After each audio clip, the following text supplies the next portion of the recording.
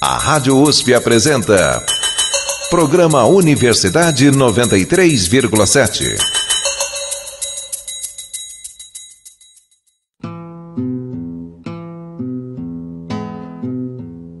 Sou viramundo virado na ronda das maravilhas, cortando a faca e facão, os desatinos da vida, gritando para assustar a coragem da inimiga, pulando para não...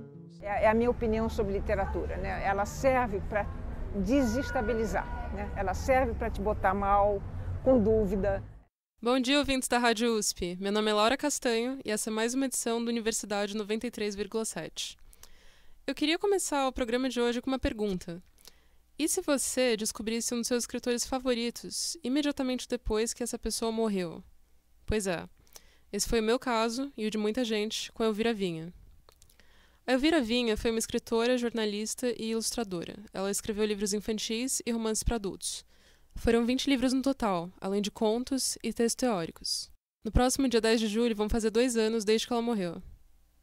Quer dizer, eu uso a minha vida para escrever literatura. Tem gente que faz ao contrário, né? Faz literatura para ter uma vida, né? Não, eu não.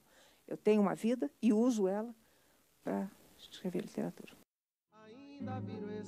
Apesar de trabalhar muito durante a vida inteira, ela teve livros recusados várias vezes e nunca foi realmente inclusa no meio literário.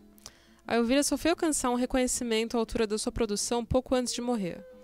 Mas, como a gente vai ver hoje, o sucesso não foi a regra da vida dela, e ela sempre fez questão de deixar isso bem claro. O programa de hoje vai contar a história de Elvira Vinha.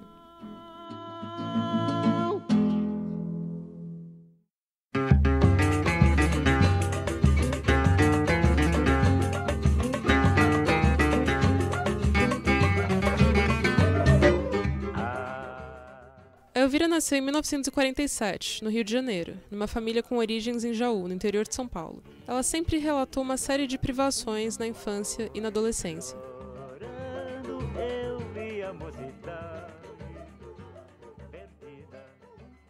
Eu conheci pessoas, eu tive uma vida pouco protegida. A minha família é de origem muito pobre, eu nunca tive uma linha reta à frente em termos de futuro profissional, nem nada disso. E eu me permiti conhecer pessoas completamente malucas e fora de qualquer parâmetro, que eu curti muito. Então as minhas referências não são literárias. Entendeu? A Elvira também começou a trabalhar muito cedo em redações de jornal.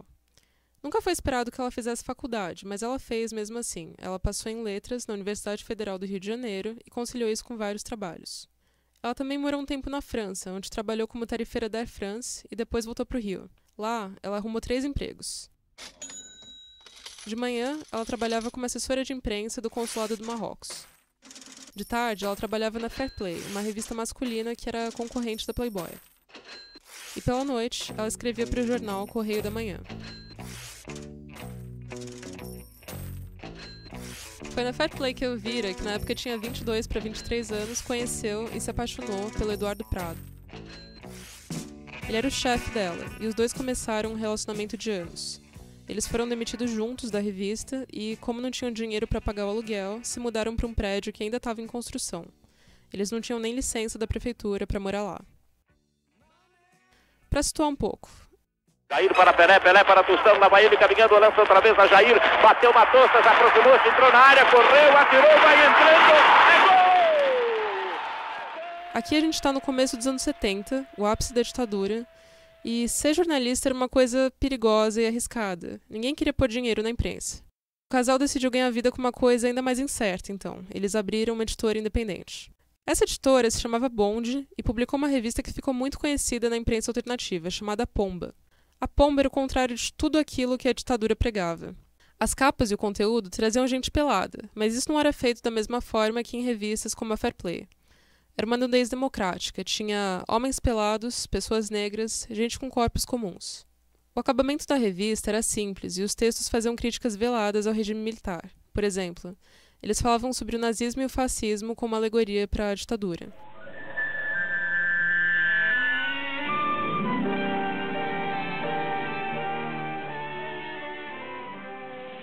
A censura nunca percebeu esses paralelos e sempre liberava os exemplares. O apartamento da Elvira e do Eduardo refletia essa irrupção da contracultura. As palavras da Elvira: a casa era aberta, ninguém fechava a porta e eles não tinham nada que pudesse ser chamado de rotina. Amigos como o cineasta Domingos de Oliveira apareciam lá sem hora marcada para conversar, beber e jogar pôquer. O trabalho e a vida eram coisas que se misturavam. Brasil, trabalho e paz. De mãos dadas é mais fácil. Ah, é. E bem nessa época os dois tiveram uma filha chamada Carolina.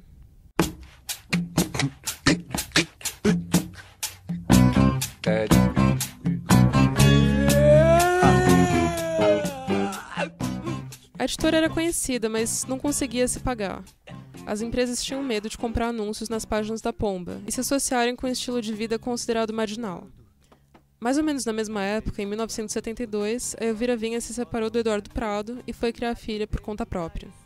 Foi também nessa época que a Elvira começou a escrever livros para criança. Ela dizia que começou na literatura infantil para conseguir se comunicar com a filha pequena, mas ela também aproveitou as histórias de criança para fazer oposição ao regime militar.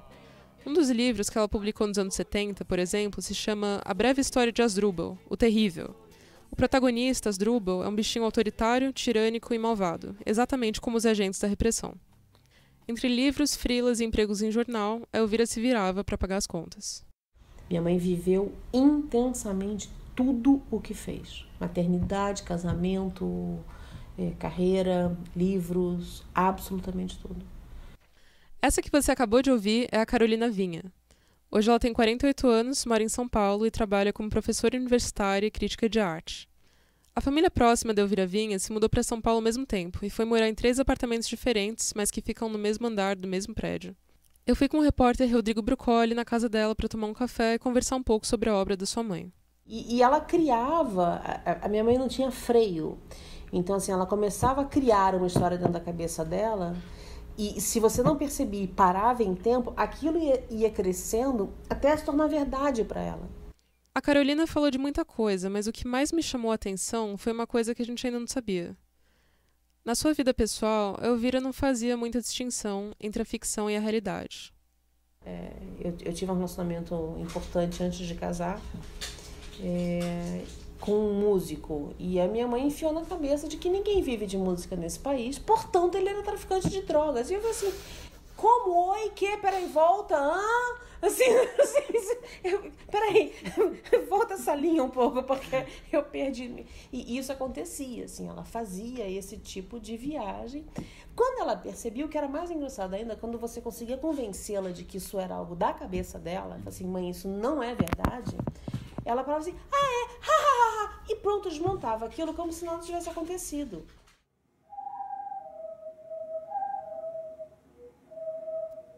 Eu quero parar aqui por um segundo. Isso que a Carolina contou é inusitado e tem todo o valor de uma boa história, claro. Mas quando a gente soube disso, não deu para não ficar com o pé atrás. Porque, por mais que a gente tenha feito pesquisa, entrevistado pessoas que eram próximas da Elvira, e ido atrás para conferir a veracidade das informações, tem coisas que só daria para saber a partir da própria Elvira.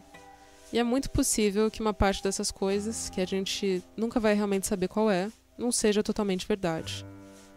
Isso não tira em nada, é claro, o valor da vida e do trabalho dela, mas a gente achou importante informar. E, como a gente vai ver mais pra frente, essa indistinção entre a ficção e a realidade é uma das coisas que torna a escrita dela tão autêntica. Então, vamos continuar.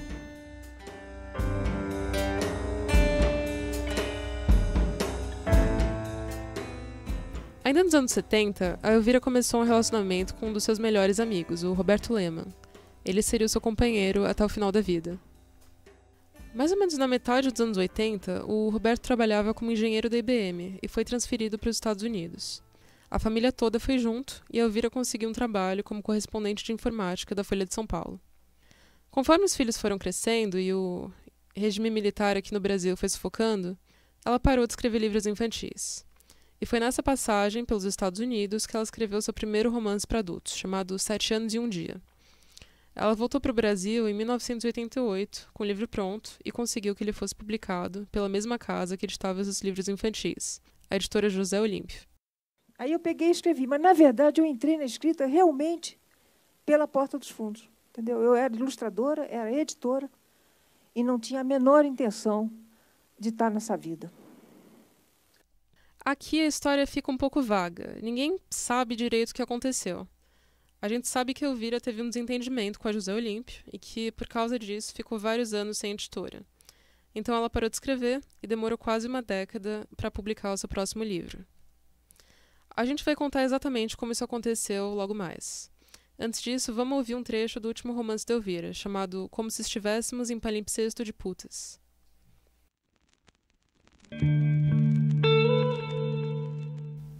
Nem vi. João está do meu lado. Oi. Ah, oi. Teu filho? Não, da garota que mora comigo. Ah. E nos 3 pontinhos que se seguem, a confirmação do que ele já sabe. Sou lésbica. O que ele notou por causa da irritação que qualquer um veria entre mim e o arquiteto durante a visita profissional ao escritório dele uns meses antes. E sou lésbica também porque uso botas, calça preta de napa, camisa masculina sem sutiã, cabelo curto. E porque não escondo uma raiva do mundo que não há jeito de conciliar com qualquer ideia de feminino que ele possa ter. Meiguice, carinho, ternura e delicadeza, batonzinho e ri-ri-ri com a mão na frente da boca, enquanto eu tremo longas pestanas em olhos grandes e sonhadores. Não eu. Então, lésbica.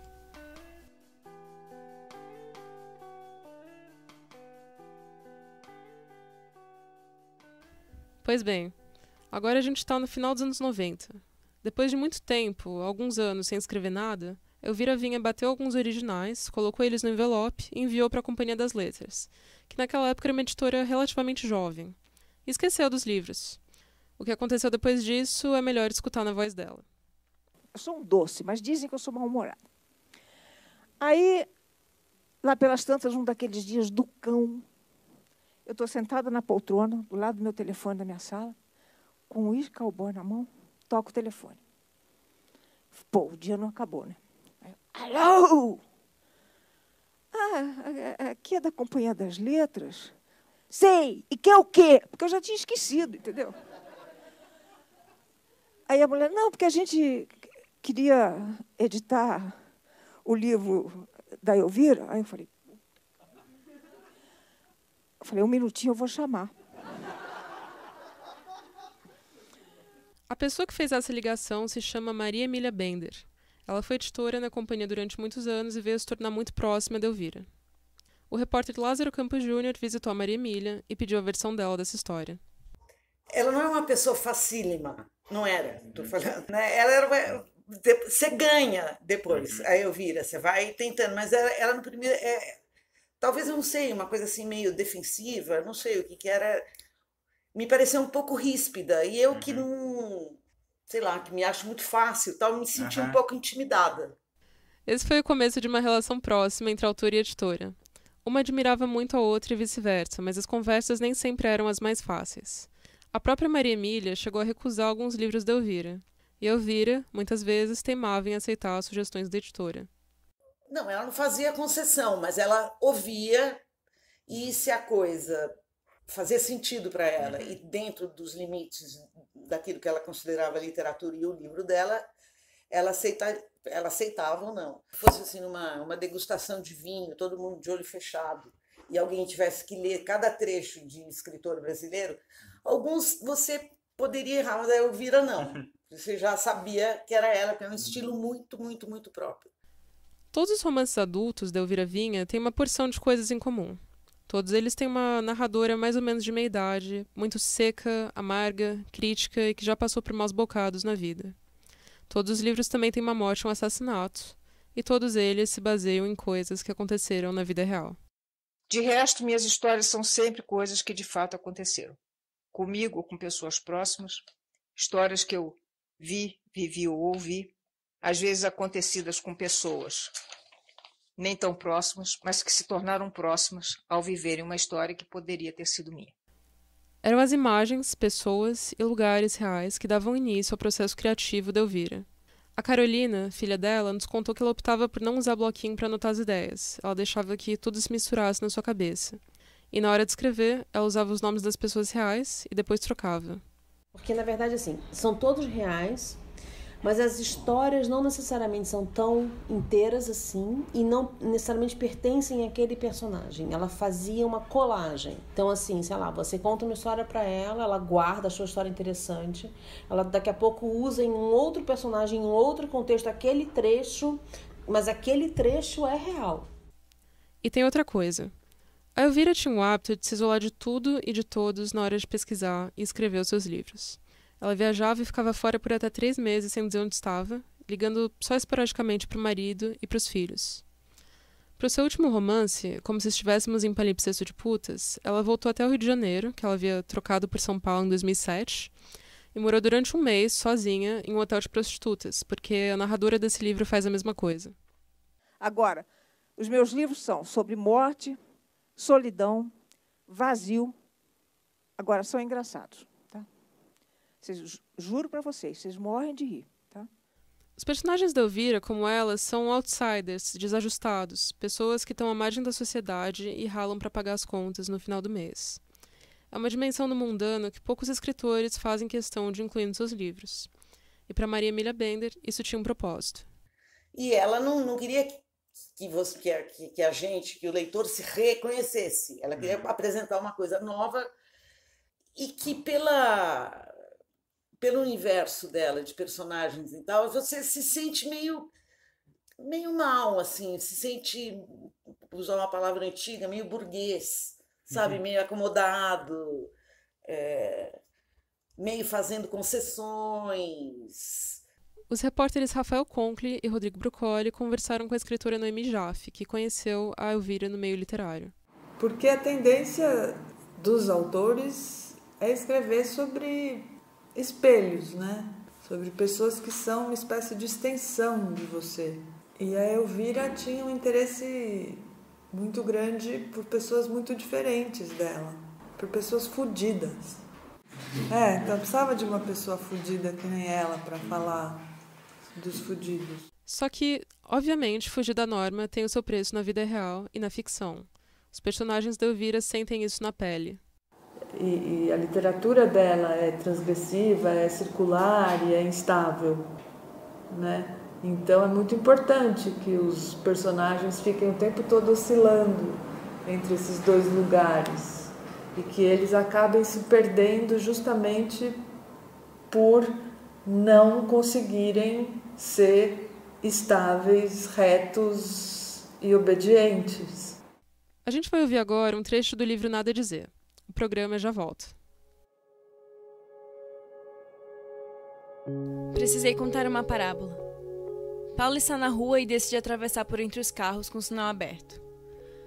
Paulo percebe que, seguindo seus passos, há um cachorro de rua sarnento, que o acompanha, vá lá saber por quê.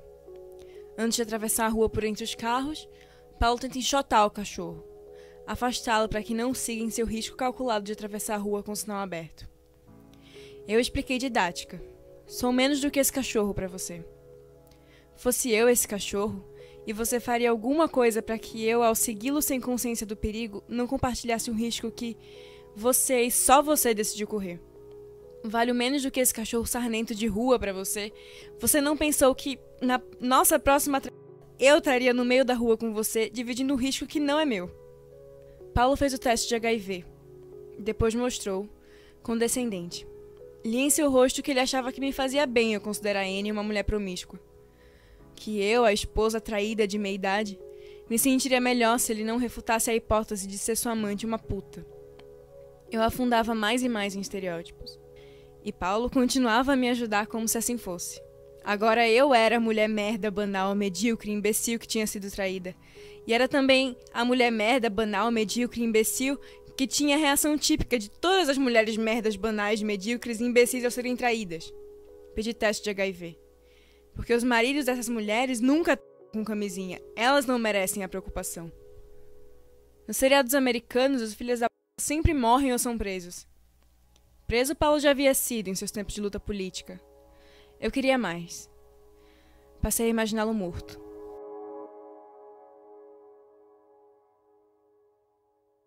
O narrador era sempre a última peça do quebra-cabeça para Elvira Vinha começar a escrever um romance. No livro Nada a Dizer, que a gente acabou de ouvir, ela testou 3 narradores antes de engatar na escrita. a amante, o marido que trai e a mulher traída. Ela escolheu a última. E tem uma outra peculiaridade nesses narradores. Abrindo qualquer livro da Elvira, você aprende de cara que não deve confiar no que eles estão te dizendo, porque eles mesmos dizem na lata que estão mentindo. É um paradoxo. Ao assumir que eles não dizem a verdade, eles são mais honestos do que qualquer outra pessoa poderia ser. Não sei, acho que, talvez, e outros marcadores de incerteza são palavras recorrentes nos livros. É mais ou menos assim. Você viveu uma coisa que te marcou e não entendeu muito bem o que aconteceu, mas quer contar a história do mesmo jeito. Registra a lembrança, você já está mentindo. É louco isso, porque você registrou a lembrança, você está influenciada pelo jeito como você é, pelo teu acervo cultural, porque isso também influi, pelo momento do dia, se você está com fome, se está com frio, enfim, e por quem está presente. Então, você mente desde o começo, e é a única verdade que existe. Depois de pensar por algum tempo em todo o esforço e preocupação que Elvira vinha despendindo seu trabalho literário, é difícil não se perguntar. Mas vem cá, e o reconhecimento? Ele veio, mas demorou, e por vários motivos. Durante a vida, a Elvira vendia pouco. O trabalho dela era pouco resenhado e ela era a última pessoa a ser chamada para os eventos literários. Ela acreditava que era assim porque, 1, ela era mulher, feminista e velha. 2, ela escrevia esquisito. E 3, ela não sorria para as pessoas para quem deveria sorrir. E claro, assim como a Elvira não dava respostas simples nos seus livros, também não dava na vida real. Ela levou essa atitude até o fim da vida. E aí, ela e meu pai foram num restaurante, eu não lembro aonde, numa viagem, eu não vou lembrar onde. E comeram, e a comida estava ótima, aqueles restaurantes assim de cidade pequena, e a dona sentou do lado dela e virou querendo saber se ela tinha gostado da comida, né? E ela falou assim, a senhora está satisfeita? Minha mãe, não. E eu, assim, sabe com aquela cara de estupefação que todo mundo tinha ao conviver com a minha mãe? E ela, por quê? Eu falei assim, eu queria mais tempo.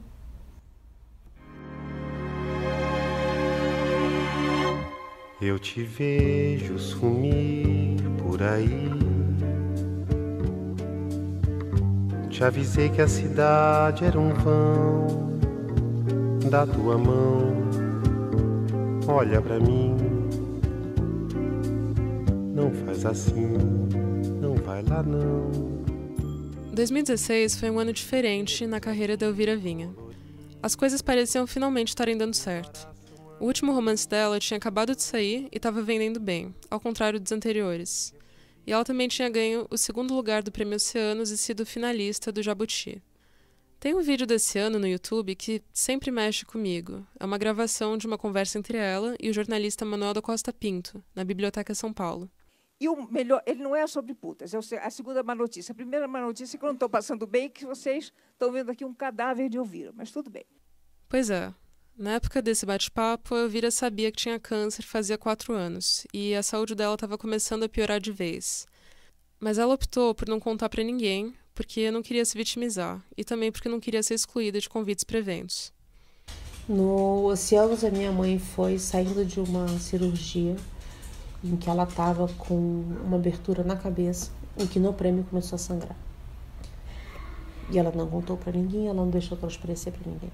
Porque ela sabia que no momento em que ela falasse, iam deixar de convidá-la, porque ela poderia estar naquele dia internada e indisponível. Pouco a pouco, ela foi contando para as pessoas mais próximas que não tinha muito mais tempo de vida. Em fevereiro de 2017, ela foi internada no Hospital Albert Einstein, mas não parou de produzir. Ela levou o notebook para trabalhar sentada no leito.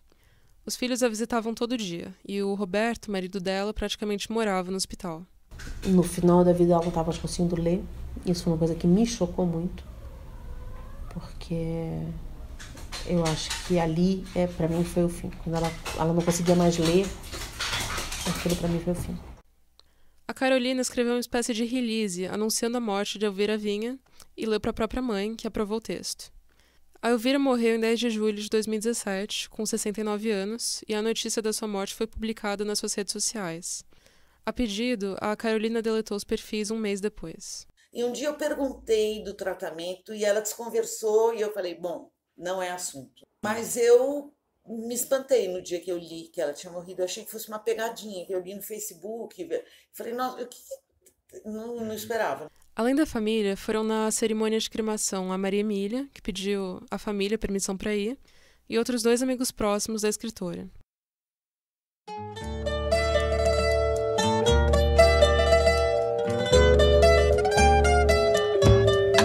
Naquela mesa ele sentava sempre e me dizia sempre o que é viver melhor.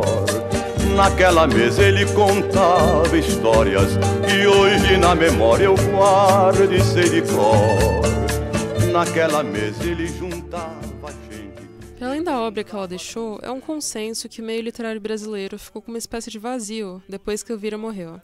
Não é um vazio de ideias, nem de produção, mas um vazio de atitudes.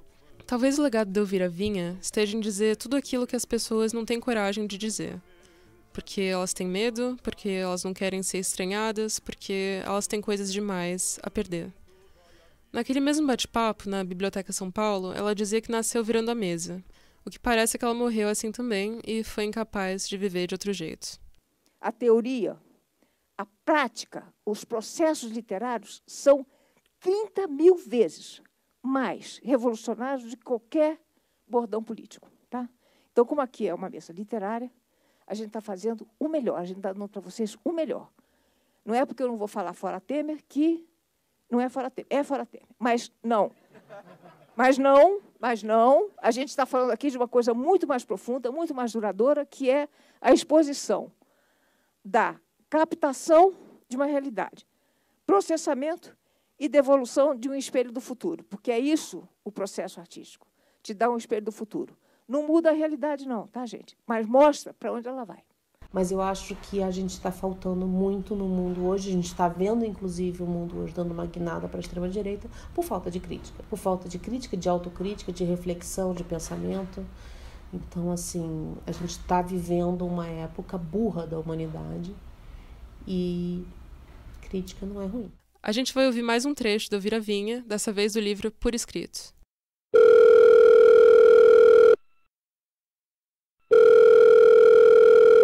Você está aflito. Marca uma hora precisa para sua chegada com Zizi. Quero a minha colaboração para acalmar, enganar, humilhar e chamar tua mulher de idiota sem precisar abrir a boca para isso. Com a minha ajuda. O ideal é você já estar lá. O ideal é eu já estar lá, diz. Como parte do lugar, como nada especial, como mais um móvel. Vai ser no teu apartamento ou na laje? Na laje não teria móveis, a laje é só uma laje.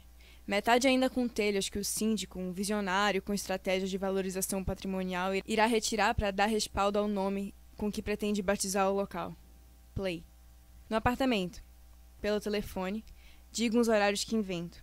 Não posso chegar muito cedo. É mentira. Posso e chego. Você insiste. Quer chegar depois de mim, mas não quer chegar tarde. Com 1 hora de festa, todo mundo já bem doido, bebida, e vai lá saber o que escapa sem querer numa hora dessas. Um comentário, uma risadinha, e as coisas com Zizi que já estavam ruins ficariam insustentáveis. Inclusive pra mim. Não quero chegar tarde. É um risco, você sabe. Maluco fala o que não deve. Te desprezo. Já nessa hora.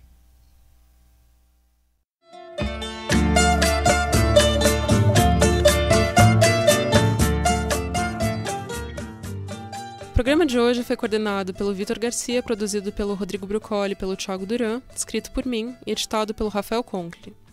A reportagem foi feita pelo Lázaro Campos Júnior, pelo Rafael Conkle, pelo Rodrigo Brucoli e por mim.